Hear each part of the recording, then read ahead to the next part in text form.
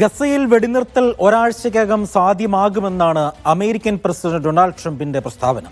Israel ഫലസ്തീൻ അധിനിവേശം അവസാനിപ്പിക്കാനും Abraham ഉടമ്പടി വിപുലപ്പെടുത്താനും സന്നദ്ധത അറിയിച്ചതായി റിപ്പോർട്ടുകൾക്കിടെയാണ് ഡൊണാൾഡ് ട്രംപിന്റെ ഈ പ്രഖ്യാപനം. എന്നാൽ ഒരാഴ്ചയ്ക്കകം വെടിനിർത്തൽ യാഥാർത്ഥ്യമാകുമോ എന്ന വാചകത്തിനപ്പുറം വിശദാംശങ്ങൾ ട്രംപ് വെളിപ്പെടുത്തിയിട്ടില്ല. ഇസ്രായേലും ഹമാസും തമ്മിലുള്ള ശത്രുത അവസാനിപ്പിക്കാൻ ശ്രമിക്കുന്ന ചില ആളുകളുമായി താൻ സംസാരിച്ചു വരികയാണെന്നാണ് അദ്ദേഹം പറഞ്ഞത്.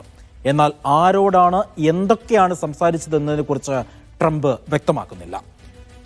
ഇസ്രായേൽ ഇറാൻ സംഘർഷകാലത്ത് ഇസ്രായേൽ പ്രധാനമന്ത്രി ബെഞ്ചമിൻ നെതന്യാഹുവുമായി ദിവസേന ബന്ധപ്പെട്ടിരുന്നുവെന്നും അദ്ദേഹം മാധ്യമപ്രവർത്തകരോട് പറഞ്ഞിരുന്നു. യുദ്ധം അവസാനിപ്പിക്കുന്നതിനുള്ള ഏതൊരു കരാറിലും ഗസയിൽ ശേഷിക്കുന്ന ബന്ദികളെ മോചിപ്പിക്കാൻ തയ്യാറാണെന്ന് ഹമാസും വ്യക്തമാക്കിയിട്ടുണ്ട്.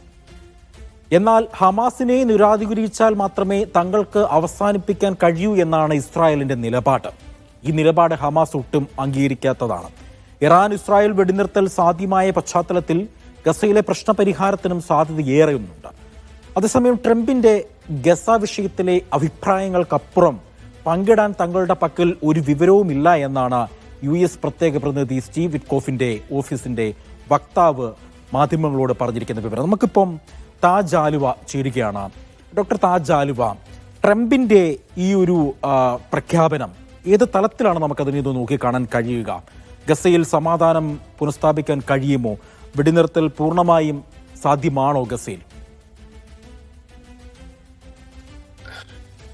അടുത്ത ദിവസങ്ങളിൽ തന്നെ ഗസയിൽ ഒരു വെടിനിർത്തൽ ഉണ്ടാകും എന്നുള്ള അമേരിക്കൻ പ്രസിഡന്റ് ഡൊണാൾഡ് ട്രംപിന്റെ പ്രഖ്യാപനം വളരെ പ്രതീക്ഷയ്ക്ക് വക നൽകുന്ന സംഗതിയാണ്. പക്ഷെ അതേസമയം ഈ പ്രഖ്യാപനത്തിന്റെ പിന്നിൽ, അല്ലെങ്കിൽ ഇതിനുശേഷം വരാനിരിക്കുന്ന വെടിനിർത്തൽ കരാറിന്റെ വിശദാംശങ്ങൾ അത് പൂർണ്ണമായും പുറത്തു വന്നിട്ടില്ല. സ്വാഭാവികമായും എല്ലാ ബന്ദികളെയും ഒറ്റയടിക്ക് വിട്ടയക്കണം എന്നതാണ് ഇസ്രായേലിൽ, പ്രത്യേകിച്ച് ഈ ബന്ദികളായിട്ടുള്ള കുടുംബങ്ങളുടെ, ബന്ദികളായിട്ടുള്ള ആളുകളുടെ കുടുംബാംഗങ്ങളുടെ ഏറ്റവും പ്രധാനപ്പെട്ട ആവശ്യം.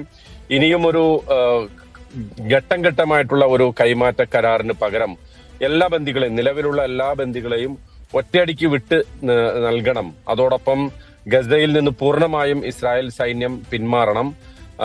അവർക്ക് ഭക്ഷ്യവിതരണ, അതുപോലെ തന്നെ ഭക്ഷ്യ, മരുന്ന്, അത്യാവശ്യം വേണ്ട സാധനങ്ങളൊക്കെ എത്തിക്കണം.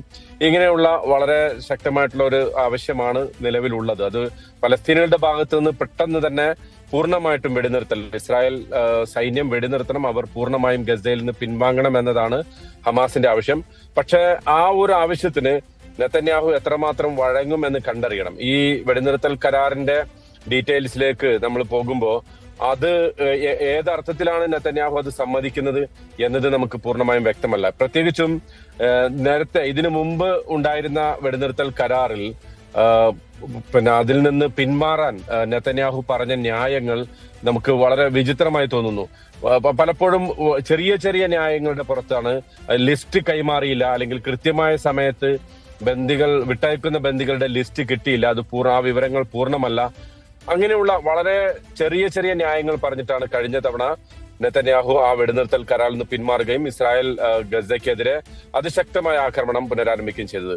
പക്ഷെ ഇപ്പോഴത്തെ ഒരു സാഹചര്യം എന്ന് പറയുന്നത് ഇസ്രായേൽ പൂർണ്ണമായും ഒറ്റപ്പെട്ട ഒരു സാഹചര്യം നിലവിലുണ്ട്. കാരണം യൂറോപ്യൻ രാജ്യങ്ങളടക്കം ഗസയിലെ വംശഹത്യയെ പരിപൂർണമായും അപലപിച്ചുകൊണ്ട്, വംശഹത്യ എന്ന പേര് പലപ്പോഴും വിളിച്ചില്ലെങ്കിൽ കൂടി ഗസയിലെ ഇസ്രായേൽ ആക്രമണം ശരിയാണ് ഡോക്ടർ താജ് ആലുവ.